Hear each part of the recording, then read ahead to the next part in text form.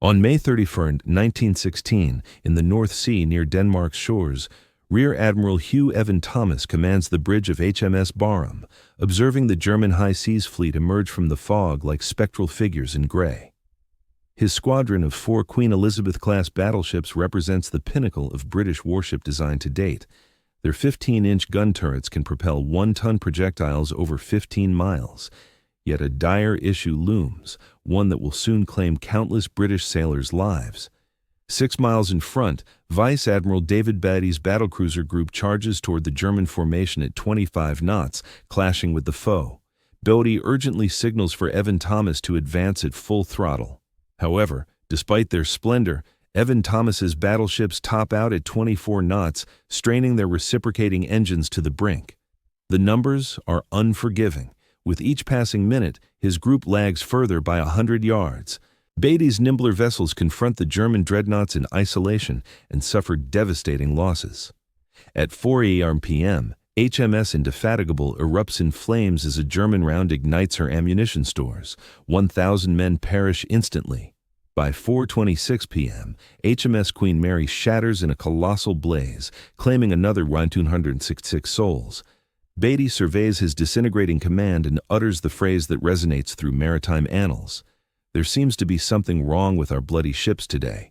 But the true flaw lies not in the hulls themselves. It's the power plants, or more precisely, the decision Britain reached a decade prior.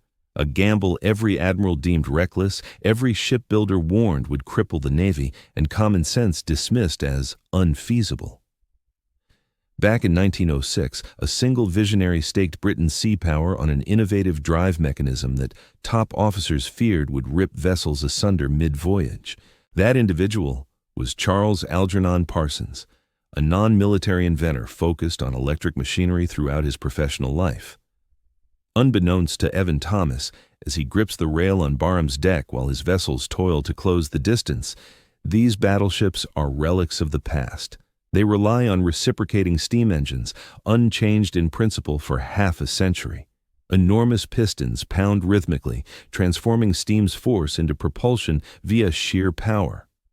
In contrast, 6 miles distant, HMS Lion, Beatty's lead ship, harnesses a groundbreaking alternative, a system dismissed by all authorities as impractical, one enabling British battlecruisers to maintain combat velocities beyond the reach of traditional engines.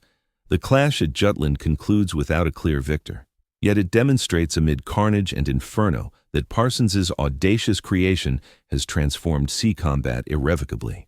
Reciprocating engines fade into history. Turbines herald a new era. It all traces back to one inventor's defiance of accepted impossibilities. The saga unfolds in 1890 amid Britain's dire naval crossroads. The Royal Navy dominates the oceans with 38 battleships, outnumbering any rival. But these behemoths are decelerating, not accelerating. Blame falls on the reciprocating steam engine, the core tech from Britain's inaugural steam-powered men of war 6 decades before. Boiler-generated steam drives pistons in vertical strokes. Those pistons rotate a crankshaft. The crankshaft drives the screws. Effective, yes, but crippled by inherent constraints. Even the swiftest pre-dreadnought barely topped 18 knots. Admiral Sir John Jacky Fisher, the Royal Navy's fiercest innovator, determines that in a major showdown, the sluggish side faces annihilation. Pace means endurance. Pace means triumph. Still, reciprocating designs have reached their mechanical ceiling. Designers experiment relentlessly. Scaling up power units adds mass, which hampers velocity. Boosting steam intensity invites breakdowns. Multiplying cylinders invites chaos. By 1900, experts agree, 18 knots marks the ceiling for battleship velocity. Science permits no more. Enter the escalating rivalry. In 1898, Germany launches a cutting-edge battle fleet aimed squarely at eroding British preeminence. Kaiser Wilhelm II proclaims, "Our future lies on the water." The Kaiser's new dreadnoughts mirror British performance knot for knot. Britain's edge in quantity avails little against parity and swiftness. Fisher assumes the role of First Sea Lord in 1904. At 63, he's volatile, genius-level sharp, and gripped by dread that imperial command of the seas is slipping away. He assembles a clandestine panel, the the Committee on Designs, tasked with crafting a game-changing capital ship. Its blueprint defies norms. A dozen 12-inch guns, double the standard broadside, thick plating, and above all, a peak velocity of 21 knots or better. That's 3 knots beyond the global battleship benchmark. Propulsion firms inform Fisher that reciprocating tech can't deliver. It'd require doubling machinery volume, tacking on 2,000 tons of extra burden. The vessel, a pea-sized vessel, would prove excessively bulky, prohibitively costly, and likely prone to disintegrating under the relentless pounding of enormous pistons operating at peak velocities. Fisher's team of engineers delivers sobering assessments. An engine with reciprocating parts at full throttle produces devastating tremors. Imagine a 500-ton piston setup slamming repeatedly, 75 times every minute. Cruising at 18 knots keeps the shaking under control, but forcing it to 21 knots risks oscillations that might fracture the hull's backbone, demolish bearing components, and trigger breakdowns, rendering the ship immobile on the sea. The Admiralty's lead engineer, Sir Henry Oram, states it plainly. "We've hit the ceiling for what piston-based systems can achieve. Achieving 21 knots demands an entirely new kind of propulsion, yet what kind? Every naval vessel globally relies on reciprocating engines. They offer proven performance and dependability. Crews know how to operate them. Land-based depots can service them. Adopting untested tech means gambling the UK's dominance at sea, the Empire's bedrock, on gadgets without a track record. The geopolitical risks tower unmatched. The UK sources 60% of its foodstuffs from abroad. The fleet safeguards those vital routes, forfeit superiority on the waves, and the nation faces famine. Admiral Fisher recognizes the Kaiser's battle squadron expanding with 12 major warships annually. The UK requires an innovative leap, and urgently. Come November 1904, Fisher's panel evaluates 43 propulsion concepts. The majority tweak conventional reciprocating setups. None deliver the 21-knot target absent crippling added mass. Then a name surfaces. Charles Parsons. Parsons lacks any naval engineering background. He's never sketched a combat ship. He crafts electric generators and factory equipment, yet he's tinkered with an invention dubbed the steam turbine, a bold shift in harnessing steam's force for spinning motion. Rather than battering pistons, his method directs steam across finely tuned blades, turning a rotor steadily at thousands of RPM. Fleet officials brush it off right away. Turbines remain experimental. They're intricate. They're hazardous. But Fisher's out of options, and Charles Parsons stands ready to demonstrate how an outsider can spot fixes that elude the pros. In 1904, Charles Algernon Parsons turns 50. Born to an Irish nobleman, he bypassed high society salons for gritty machine shops.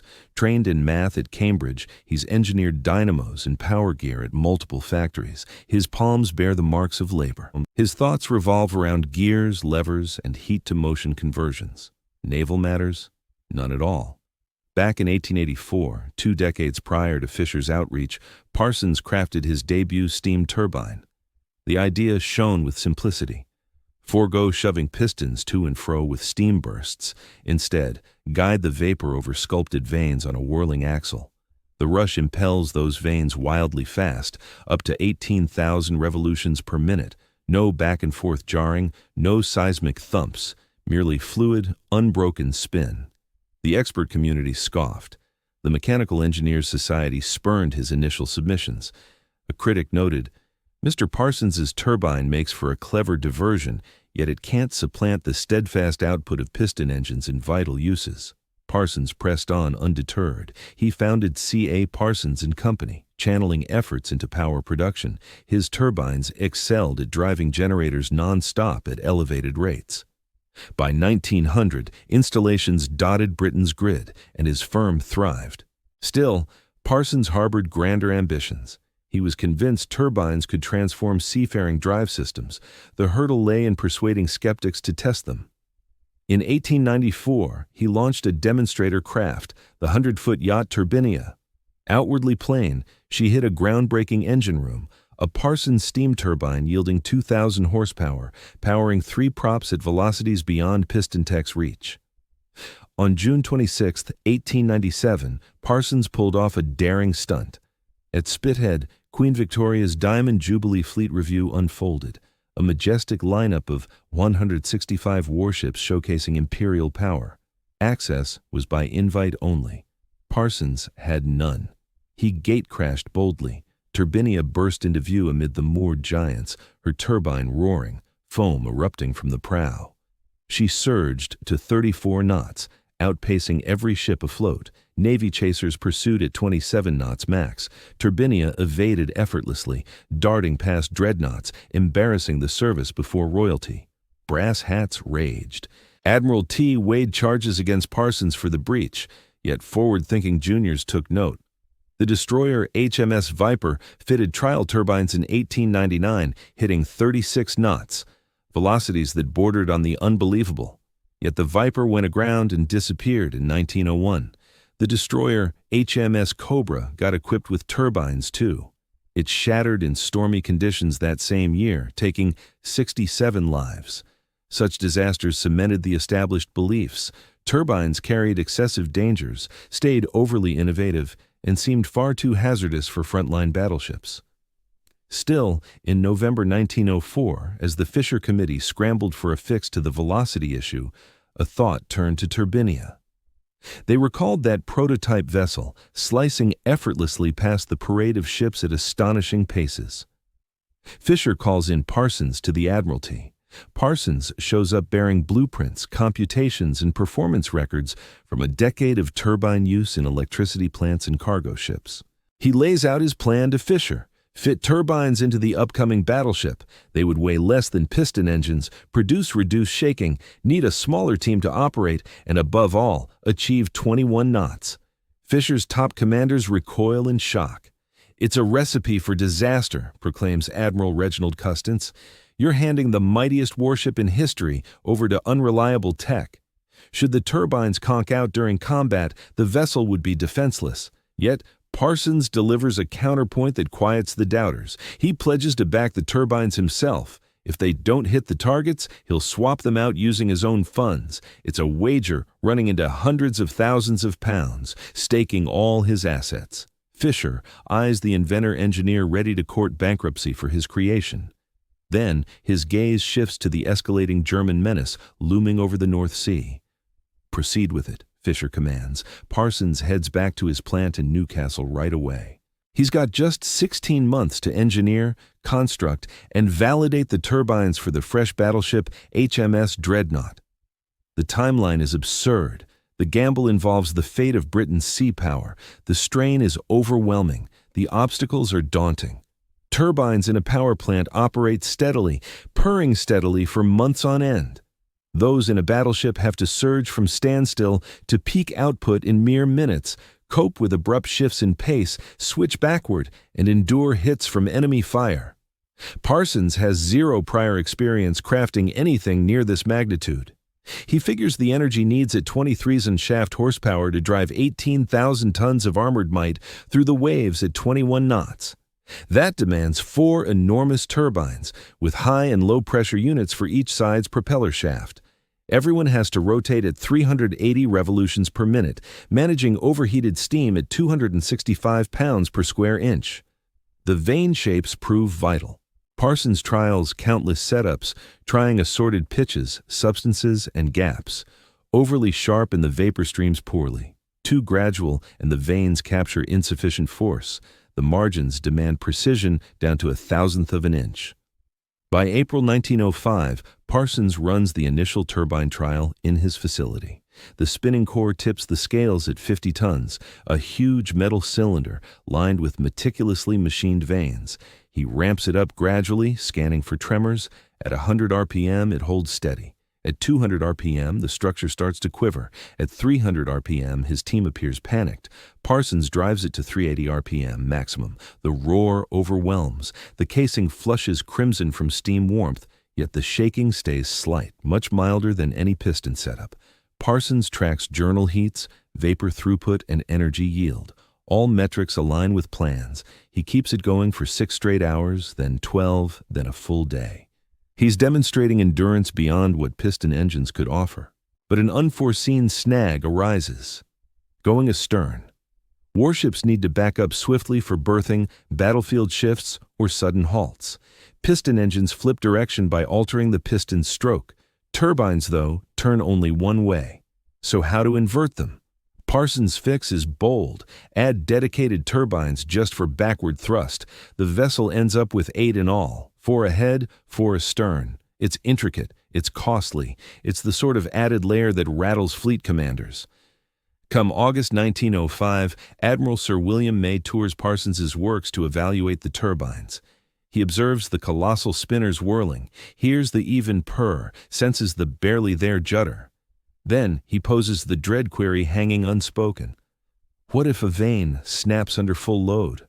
Parsons details how a fractured vane would unbalance the unit. It would shudder fiercely. At worst, it might rip apart, hurling fragments into the structure, perhaps dooming the ship.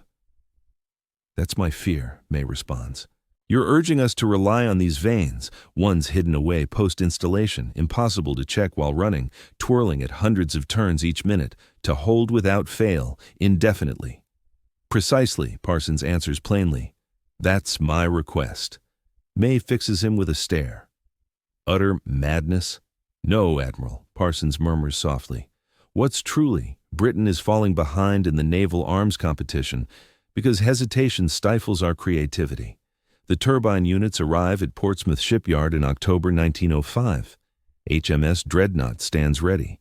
December 2, 1905. Portsmouth Royal Dockyard. HMS Dreadnought rests in the dry dock, reaching 90% completion. It's a colossal vessel stretching 526 feet, armed with 10 12-inch cannons and featuring 5 innovative turrets. It resembles nothing previously witnessed in naval history, and now it's set to incorporate the most debated propulsion system ever fitted to a battleship. The turbine fitting is planned for December 5th. Yet on December 3rd, a group of high-ranking officers shows up at Portsmouth, headed by Admiral Lord Charles Beresford.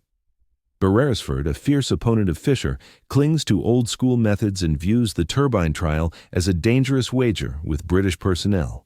Beresford calls for an urgent session with the yard manager. Parsons gets called in. The discussion unfolds in the Admiral's quarters with a view of the harbor. Mr. Parsons, Beresford starts, his tone laced with superiority. I've examined your turbine details. I've consulted seasoned ship engineers. The agreement is obvious. Your equipment isn't fit for a flagship vessel. Parsons maintains his composure. Could I inquire about the particular engineering issues mentioned? Where to start? Beresford retrieves a document. To begin with, turbines struggle to reverse promptly. During naval clashes, every moment counts. Your intricate reversal mechanism will sacrifice our strategic options. In fact, the reversal turbines react swifter than piston engines, Parsons replies. We've timed the performance. Next, Beresford cuts in, turbines waste power at reduced velocities.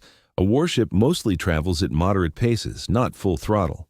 Your setup will guzzle too much fuel. We've countered that using the low-pressure turbine phase. Third, and worst of all, Beresford's pitch intensifies. Your turbines create a critical vulnerability. Should one break down, that propeller shaft loses drive. Piston engines allow fixes while underway. Yours are enclosed systems. If they give out, the vessel crawls back powerless. Quiet descends on the space. It's a crushing point. Parsons recognizes it, as do all present. Admiral Sir Philip Watts, overseer of naval building, coughs lightly. Mr. Parsons, Lord Beresford highlights real worries. Maybe we ought to rethink this. We might adapt Dreadnought for piston engines. That would push the launch back by 6 months, but... No. Fisher's words slice through sharply. He'd been observing from the side, but now rises. Every officer snaps to alertness. Admiral Fisher, Beresford objects. I demand away, Charles. Fisher's gaze is icy. But as First Sea Lord, this falls under my authority, and it's my call. The turbines go in. This is folly. Beresford's cheeks burn crimson. You're staking the fleet's destiny on experimental gear from a land-based expert with no battleship experience.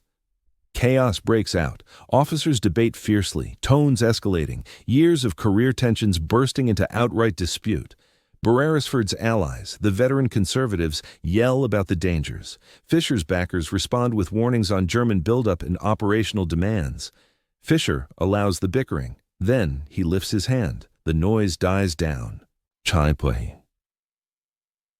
Gentlemen, Fisher states calmly, allow me to explain true madness. True madness is seeing Germany assemble a powerful fleet as we hold on to outdated gear. True madness is launching fresh battleships that lag behind the foe's newest models. True madness is permitting dread of progress to dismantle the Navy Nelson forged. He faces Parsons. Mr. Parsons, you've assured these turbines will fulfill the requirements. If they don't, you'll swap them out personally, right? Yes, Admiral. And should they break during combat, should British crew perish due to your turbine's glitches? Parsons locks eyes with Fisher. Then I'll carry that regret forever. But they won't disappoint, Admiral.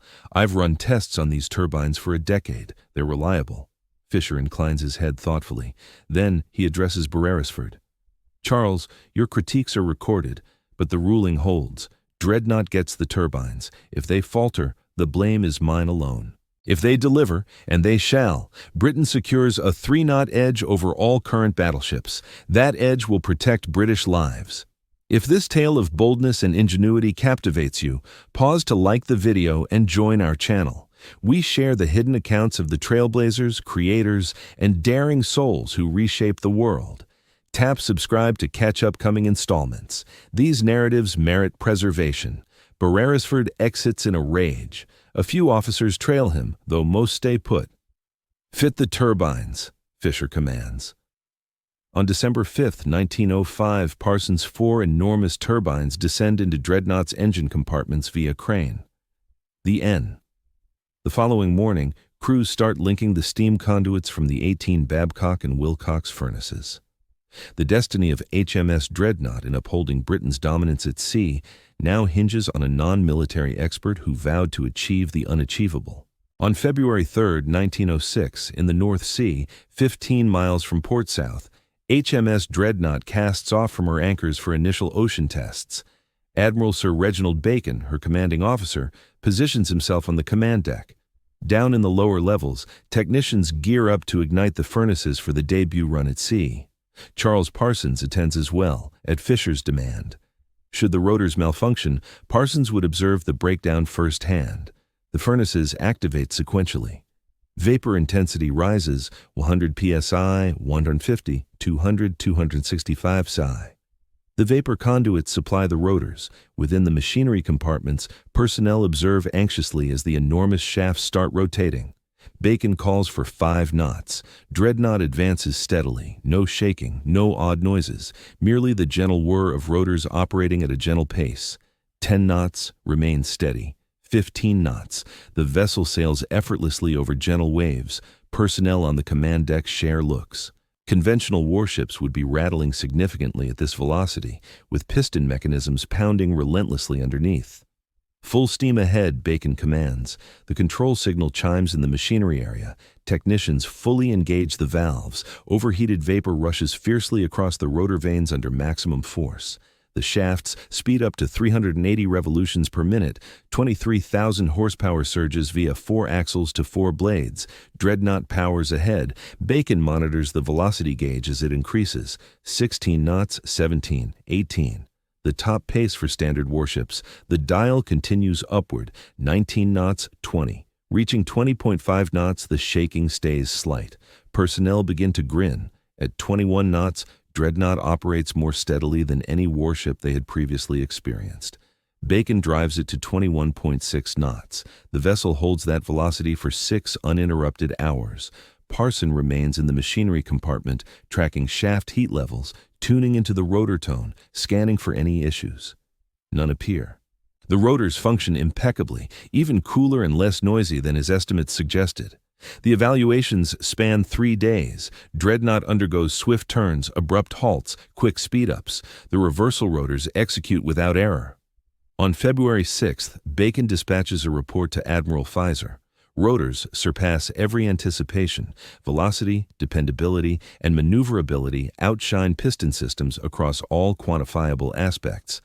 The Admiralty releases the evaluation findings. The global maritime experts are astonished. Britain has constructed a warship 3 knots quicker than any other vessel in existence.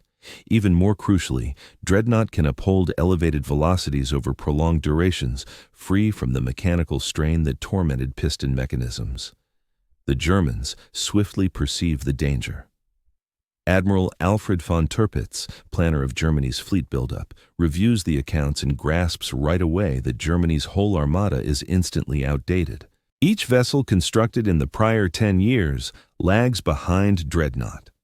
More severely, Britain could now assemble a complete armada of rotor-driven warships before Germany perfects the innovation. The naval competition accelerates wildly. Britain initiates 3 additional rotor-driven warships in 1906. Germany counters by overhauling their full building initiative. France, Russia, Japan, Italy, every prominent sea force hurries to innovate rotors. The innovation disparity generates tactical weaknesses. In 1907, a German sea officer, Commander Wolfgang Veer, notes in a private document, "The British rotor edge is crippling. During any armada clash, they dictate the distance and moment. They can chase, they can withdraw, they can focus strength where we lack. Without equaling their rotor innovation, victory in a significant surface battle eludes us."